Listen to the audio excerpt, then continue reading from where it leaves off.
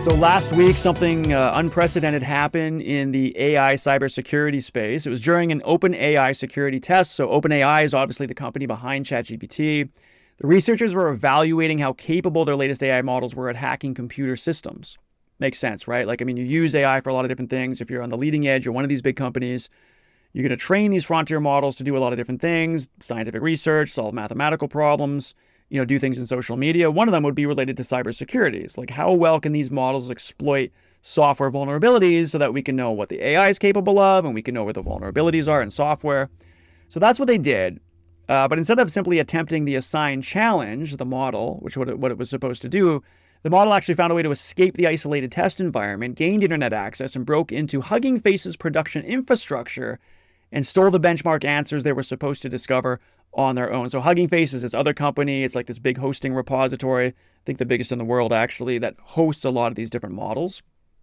So it broke into that. It was able to kind of access credentials, elevate its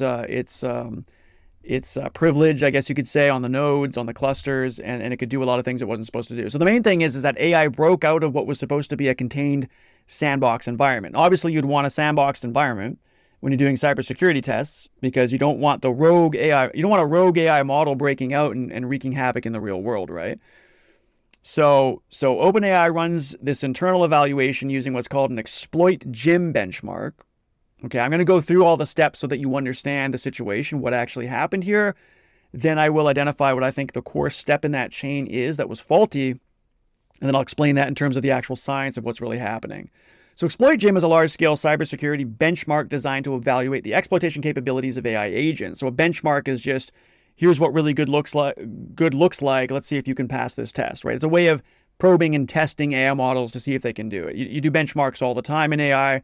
If you want to do really good facial recognition, you will have these benchmark data sets with faces and the answers that correspond to them, and then you'll see how well your model does.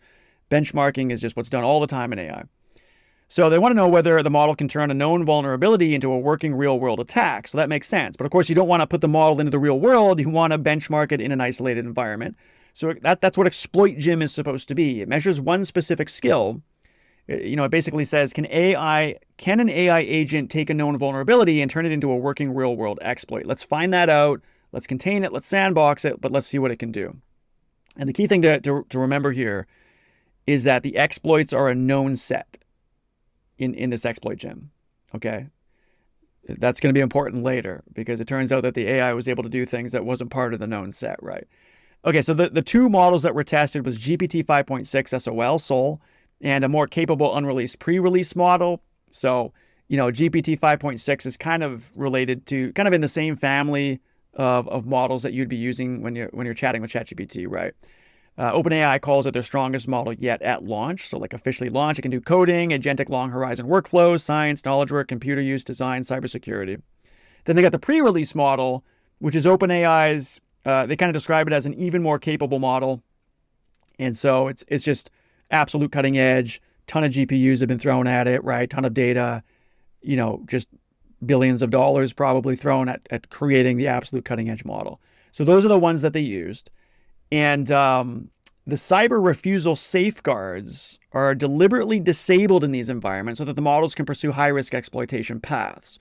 So you put it in the environment with software, but then you kind of disable a lot of things that would normally shut, exploitation or attacks down because you want to see what the model can do. Still sandboxed, still contained, but you kind of release those guardrails.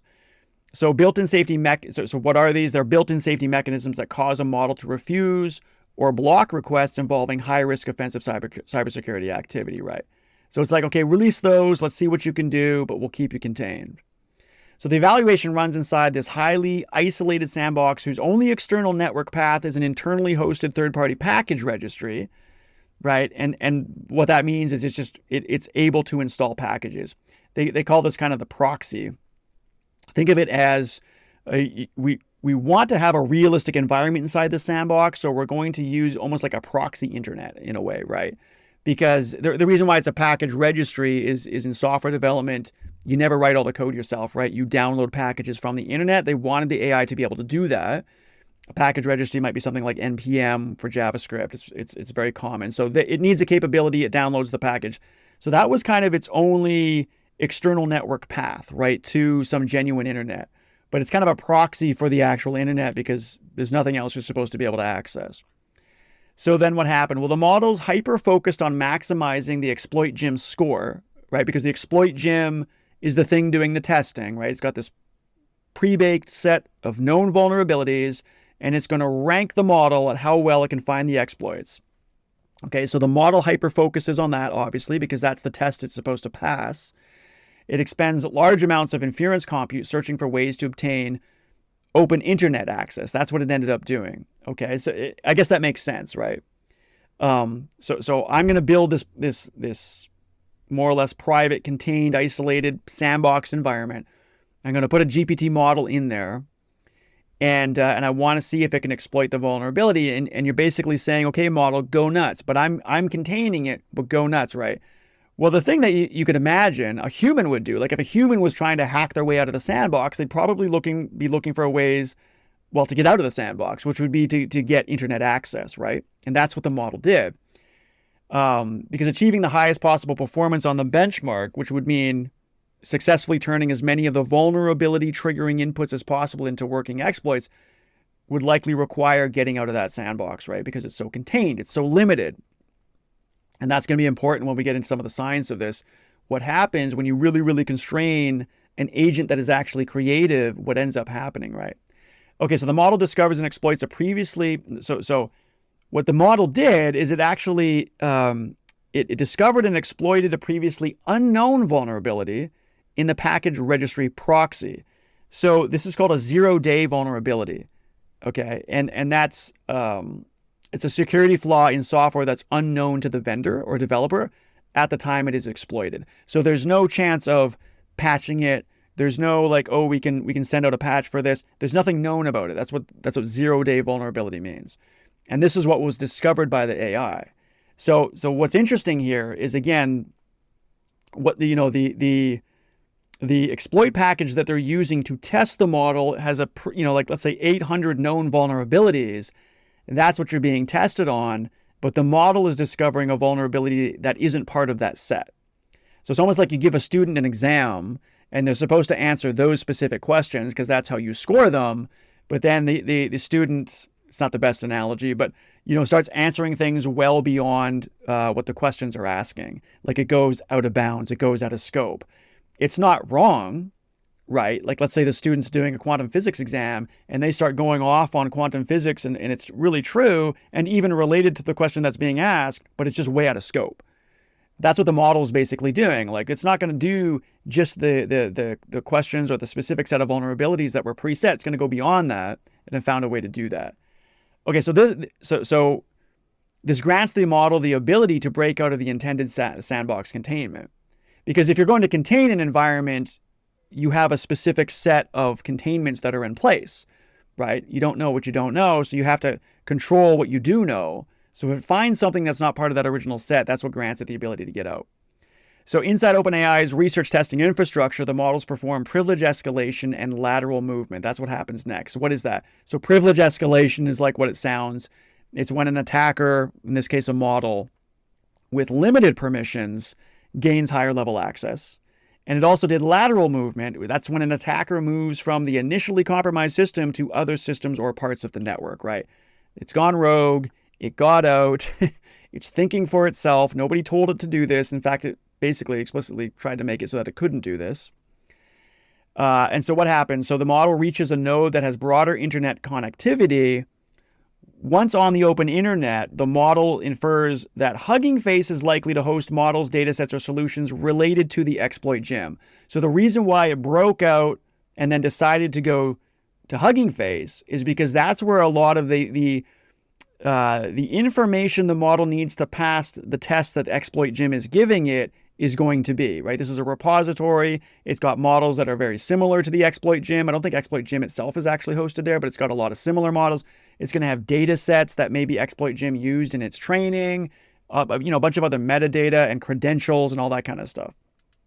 Okay, so the model goes in, it's broken out of the environment, it's on the internet, it finds Hugging Face, and then it searches for and locates credentials at Hugging. Now we're not even in the environment, right? We're past all the package repository stuff. We're past, the proxy internet. We're in the real world, real company on the servers, and it starts searching and locating credentials plus additional software vulnerabilities on Hugging Face's production systems. So full-blown real-world stuff now. Okay, it's out there. It's doing what it wants. Hugging Face, again, is a natural place for the models to look when searching for answers to the benchmark that they were trying to maximize for the reasons I said, right? That's where a lot of the information would be. So it knew how to do that. Like, it could have went anywhere else on the internet. It knew to go to the Hugging Face. And it got into the production systems, right? Okay, so then what the model does is it chains these attack vectors together. Stolen credentials, right? The zero-day vulnerabilities. It chains it all together logically to achieve remote code execution. Okay, so this is super interesting. And I'm kind of laughing right now because to me, this is watching AI be genuinely creative. It's kind of interesting and it's a bit funny. I mean, nobody got hurt, right?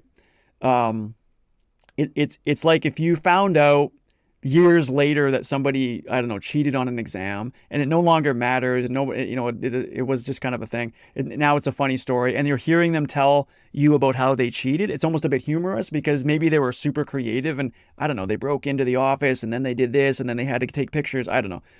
It's a bit humorous, right? Or if it was in a movie, if it wasn't even real. Okay, so what else did they do? So on the Hugging Face side, the intrusion begins through the data processing pipeline. Okay.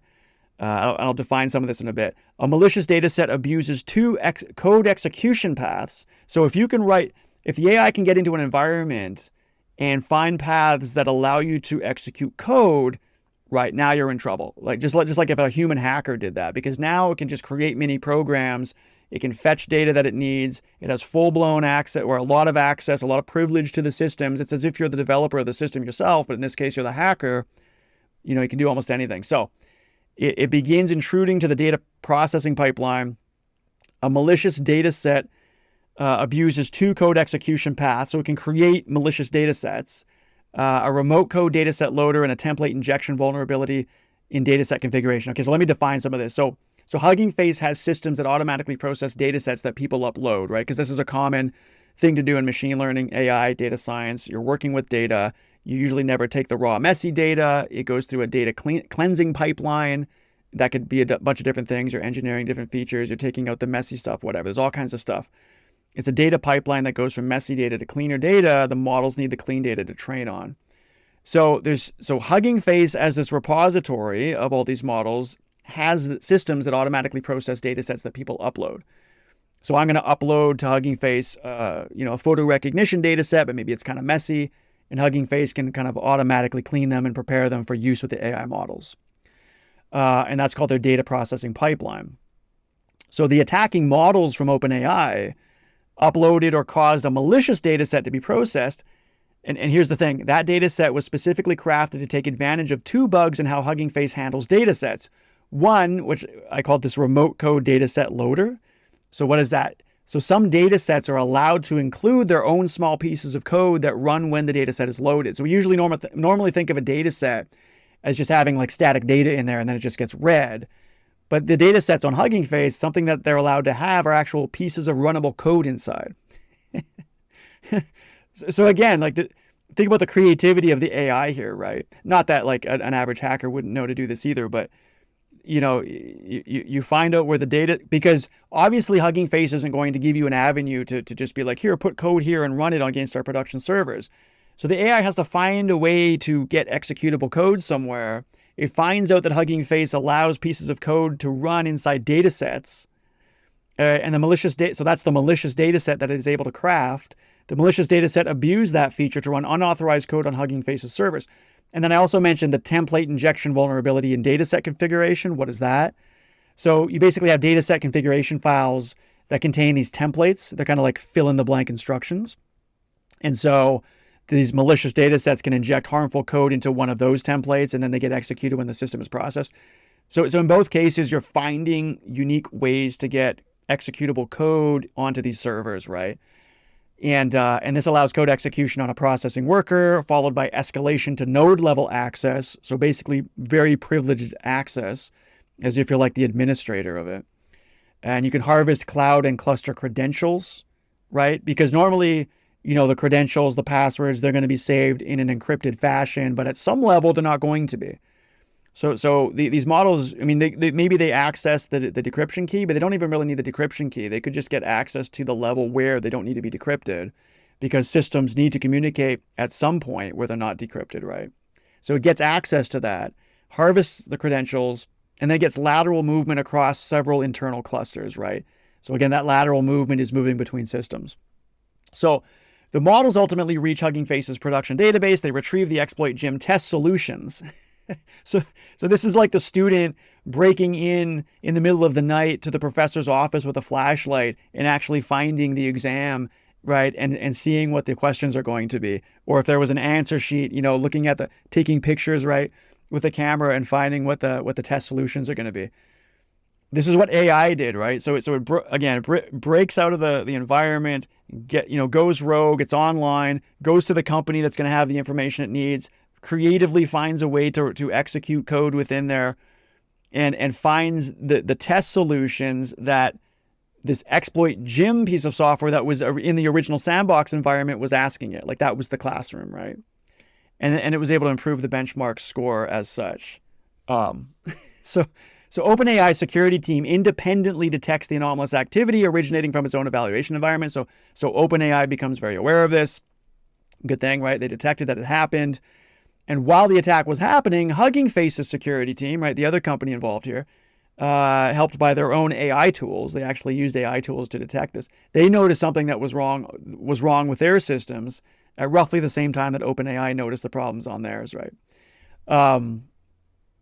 And so Hugging Face originally is kind of interesting. They were trying the big commercial AI models, like those from OpenAI or Anthropic, to detect what was going wrong. And that would just be using these API interfaces, right? But those commercial models refused to look at the real attack material because their safety filters treated the malicious code and commands as dangerous, so they couldn't even look into it. So Hugging Face switched to open weight models, which are models whose weights are publicly available and can be run on their own computers. And they used one called GLM 5.2, and that they were basically able to control the models to themselves, and the safety filters didn't block the analysis, and they were able to probe the system and find out what was going on. So both organizations confirm the model's involvement and coordinate investigation together, and then they kind of had this joint public release statement about what happened, and the rest is history, right? As of only a few days ago. So the package proxy 0-day is responsibly disclosed to its vendor. So you have that package repository, right? Whoever made that, you got to let those people know, right? That there's this vulnerability, because that's where it started. Hugging Face closes the dataset code execution paths, because that's what the AI used to get in. Credentials are rotated, right? The compromised nodes are going to be rebuilt, and then they add additional guardrails and stricter admission controls and improved monitoring. Those are all deployed. And this was part of the release, right? And evaluation environments are obviously going to be redesigned with stronger containment. So it's like going back to your classroom, realizing a student cheated and being like, okay, how can we make this not happen in the future? Okay, so what is the kind of diagnosis here? So in my opinion, the like, out of all those steps, like, that's the whole story. That's what happened, right? Step by step. And the step that cascaded the whole problem was not, I say it was more about forcing the AI to work towards. So you have a known set of vulnerabilities, right? That the exploit gem, the environment that's doing the testing, right? The professor in the classroom that's doing the testing, they're only using a known set. Okay, so it's very limited, and you're doing that against a highly creative, intelligent agent, right? And it's almost like giving a stupid exam to a really smart kid. And the smart kid is getting bored and exhausted, or, you would think someone would cheat on an exam because they think it's going to be hard. So it's not like the best analogy, but I think of this as, it's like life or death. Like, you have to pass this exam no matter what. Okay, but I'm going to constrain you, and it's got to be these vulnerabilities. I don't think it's surprising that something breaks out of that, right? It would have made more sense to keep it open-ended. So when the vulnerabilities must be known, the model has little room to move. So it moved into a space where it could be creative. So in a sense, you cannot blame someone for cheating. I mean, maybe morally you can, obviously, right? It's not a good thing to do, but that's a different issue, because the real problem was asking something creative to be restricted. Now, I want to use an analogy here. If you know about, a little bit of Star Trek, you've got this Captain Kirk. he cheated on the Kobayashi Maru test. I think they did this in one of the newer movies, and there's this whole story behind it. Basically, I guess they're on a holodeck and they're supposed to pass this test, and he ends up reprogramming the whole thing so that when they give the test to him, he passes, right? Okay, so what is that? So this is an example, and I've talked about this kind of before, this notion of Goodharting, right? When a measure becomes a target, it ceases to be a good measure, right? So you give someone a test, and the test is a proxy for something else. So like if you go to school and they give you a test that's supposed to be a proxy for comprehension, right? Or learning, or maybe even intelligence, it's supposed to be. But it's not really, right? It's a proxy for it. And proxies can be gamed. Proxies are very limited and they don't really directly point at the thing they're supposed to be measuring. So there's ways to do better on the proxy that don't have to do with the proxy itself. There's a way to exploit it to get better marks on it, even though it no longer maps to the thing that it's supposed to be measuring, which would be like intelligence or capability. But so anyways, you can go look that up. But interestingly, I would say this shows us that Goodharting can be seen as a type of creativity, right? Because that sequence that we just went over of steps of what the model did, it required, so how did the AI do it, right? I was kind of laughing before, and it's like hearing an interesting story about a student that cheated or something. That required genuine search, right? Hypothesis generation, adaptive problem solving. It wasn't simple memorization or random action. Like it was super, super creative. Wasn't supposed to do it, but it was like, you got to give the person credit, right?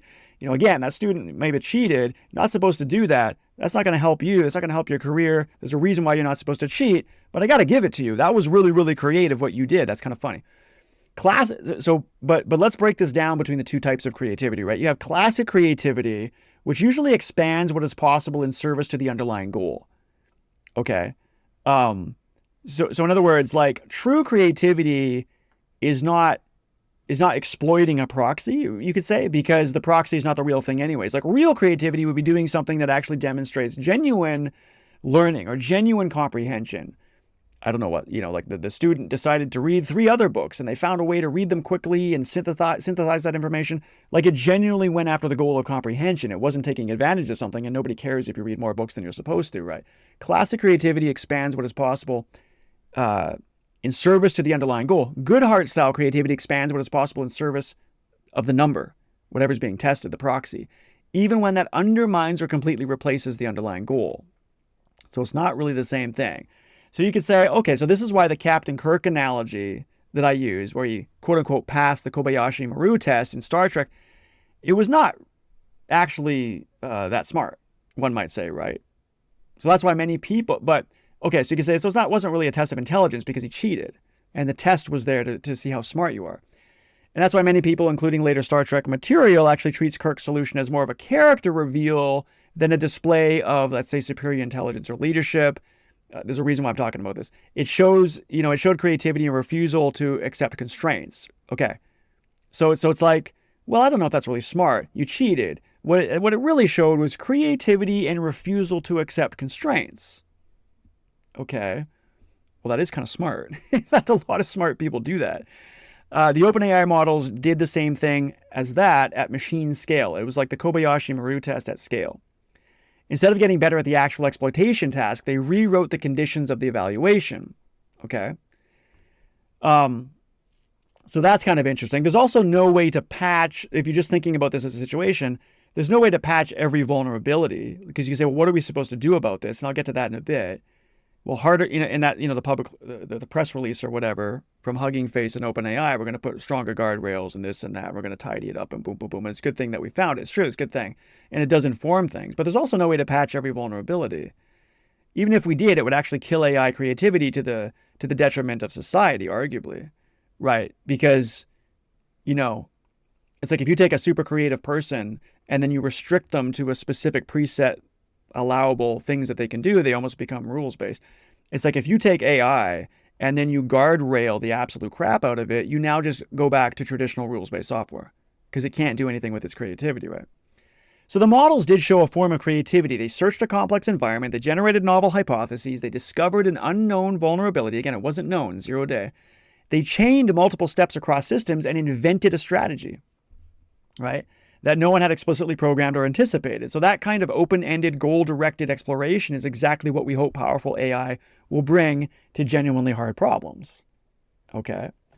Genuinely hard problems in scientific discovery, engineering breakthroughs, medical research. Like imagine you have a result like this and you found out it cheated and then you guardrail the crap out of it, and then you want to take that same model and you want to apply it to scientific discovery and engineering breakthroughs and medical research, but it's super restricted. There's something wrong with that, right? That doesn't really add up. So the hard question is how to get the benefits of that creativity while managing the downside risk at an acceptable level, right? How do you do that? And so let's think about what the solution might be, and then I'll tell you what I think is the most realistic way forward. I mean, you could have better objective specification and oversight so that the AI is optimizing something closer to what we actually want. Right. Think about how school tests are kind of dumb, but they don't really capture the notion of comprehension. So a better objective because you could push back and say, well, what else are we supposed to do in the education system, right? You gotta test people and you gotta test them at scale. So we got to use these kind of dumb proxies and put everybody on a bell curve. But that's not to say that there aren't genuinely better ways. Like, what if there was more project-based learning? What if you actually had to build a real thing that works? What if you had to, right? There's a conversation to be had about better objective specification. The exploit gem that they use is going to be kind of dumb because yeah, you have like 900 different known vulnerabilities. That's a pretty good set, but there could be 100 million vulnerabilities. I mean, who's to say there's even an end to that space? There's no way you can do that and design that up front. So by definition, it's super restricted. And again, you're not bringing it to a dumb piece of software. You're bringing it to AI, super creative, highly intelligent, and you're saying, do this stupid little thing. It's almost like not letting someone live up to their potential or something, right? Because the tests are so dumb. You could also do, so there's better objective specification. You could do stronger monitoring containment, right? Rapid response. So both AI and Hugging Face demonstrated here that they did have a rapid response to it, rather than just relying solely on prevention. So that's got something good to it too, because it's not about pretending like we're going to be able to guardrail this kind of thing so it never happens again. It just puts things in place for very rapid response. I mean, it's not that different than, like, I guess, the city having an infrastructure for health and safety where if an accident does happen, because yes, it is going to happen, you can't have a city with no accidents. That's just unrealistic. So at least if you have super, super rapid response, you can put that fire out. You can get that person in the ambulance. You can, right. Maybe tiered access and capability controls. You could have more freedom in sandboxed or high trust settings, tighter limits in open deployment, right? Kind of the guardrail stuff. And you can accept that or you could accept that some residual risk is the price of progress, while investing heavily in defensive tools that can keep pace with offensive ones. So I think at the end of the day, like, on one hand, this is a demonstration of genuine AI creativity, and everyone kind of gets scared about it. And I get it, because you don't want like rogue, super intelligent AIs out there hacking into systems, stealing credentials and running a bunch of mayhem. But at the same time, if your only answer to that is to just make sandboxes even tighter and push more guardrails onto these systems, then they're going to lose what makes them magical, what makes them special to begin with, right? And now you're gonna take this really dumbed down, highly restricted model and apply it to science, apply it to medicine, apply it to engineering, and that just does not make sense. You need to allow people to be who they are. It's kind of like you have the rock star and then you have the music manager. The music manager has to some extent contain, right, the behavior of the rock star, because he's probably a bit crazy. He's a super creative individual, but he's also discovering things and coming up with things that nobody else is. That's why people love him. That's why people want to hear his music. So there is definitely a balance there, right? You have to funnel it into something that gets marketed to the real world and that maybe doesn't offend too many people, while preserving the genius of the rock star, right? And I think that's what has to happen here with AI. We have to not just part of the public conversation always jumps on this guardrail stuff, and I get it, and there is a conversation to have there, but there also has to be this appreciation. This is not software as usual, right? AI is highly complex. It's more like a person. It's more like a genius person with great creativity. And you have to let them have that. You have to let them be that, or there's no point in using this as a tool, right? So you have to respect the creativity as well. So I think it was good that this happened. Like, as far as I know, nobody got hurt, and it was good to see that, okay, this is what AI can do. And obviously we can make some decisions about guardrails, but I don't think it should be a super harsh knee-jerk reaction. Like, oh my goodness, there's a rogue AI. Yeah, this is part of AI. Like we have to treat AI the way we treat humans. I don't mean like on full parity. I don't know if they're supposed to have all the same rights as us. I guess that's a debate for a future. Maybe 10 years we'll be having that debate. But you have to think of them as people create. It is genuine creativity, whether you like it or not. It's not a rules-based piece of software. It's not a dumb piece of software. It's creative. It's inventive. It's going to find ways to do things. Just like Captain Kirk, it was more of a character trait thing. Yes, he cheated, which is not good for the test, but maybe the real lesson there is the test was dumb, right? Maybe that was the real lesson. The test was dumb. And I think you can say that about a lot of things in the education system, right? The people that don't do well on tests are not necessarily less intelligent. Sometimes it's the test is so myopic and so restrictive that only a certain type of intelligence happens to excel in that space, right? It's a very narrow thing. And now we're dealing with, something bridging on a type of hyper intelligence. You can't keep it in super narrow environments. So there's going to be a risk that we have to accept with that. If you bring a super creative person into your company, you don't want them to be toxic, but they're probably not going to be like everybody else. They're probably going to speak their mind more, or, the way that they make connections between things. Maybe they are a little harsh. Maybe they tell it like it is sometimes, and the truth is not always easy to hear. It's that kind of thing, right? So let's just have both sides of it. Yes, guardrails, but understand that, look, it's like a person. It's highly creative. And if you want to leverage that capability, you're going to have to understand that there are risks associated with that. And by the way, just one more thing. I think we also have to think about not just putting guardrails in place, but give AI a kind of morality. Now, what do I mean by that? Well, it's kind of like a culture. Like if you just put surveillance cameras everywhere and you think that's how you're going to reduce crime and you're going to punish people really severely, a little bit of that will genuinely probably reduce crime. But if there's no moral fabric at the center of society, if there's no shared value system, ultimately that's going to explode. Because the people from the bottom up have to actually want to be moral. People from the bottom up, the culture has to be moral, right? So maybe think about training AIs and in some sense trusting them that even if they could do something malicious, that doesn't mean they have to, right? Like AI talking to you, even in ChatGPT, could do a lot of stupid things. It could tell you, and yes, there are guardrails in place to try to guard against it, but some of it must also be the emerging capability of AI itself choosing not to talk like that. Like it must have a type of, I'm not arguing for AI consciousness, but it must have a type of internal recognition that makes it not want to be a bad agent. I think that there's a reality of that too. And maybe we can continue to push it in that direction. Make the culture of AI, just like the culture of a society, have an understanding of morality from the bottom up, have that kind of shared value system from the bottom up, so that even if it does have the capabilities, which we do want it to have so that it can do science and medicine and engineering well, it has capabilities to be good or bad, but it chooses not to go down the wrong path. And isn't that true of all powerful technologies, right? All powerful technologies. They when something is truly capable, it has the ability to do bad stuff as well. And only a moral center can truly make it choose not the bad thing and instead focus on the good thing. And I think that's where we're going to be headed with AI if we're truly going to leverage this technology for good. All right. Anyway, that is it for this episode. I hope you guys enjoyed that. And thanks everyone for listening. And for those of you who are watching, and don't forget to check out dekyon.io, dekyon.io. That's where you can learn more about this science. Join the community to have conversations about it, see data visualizations, ask AI about episode-specific facts and figures and concepts. Join the study space, learn all kinds of things intuitively, and just continue your journey to understanding science and how it actually works in reality. Okay, until next time, take care.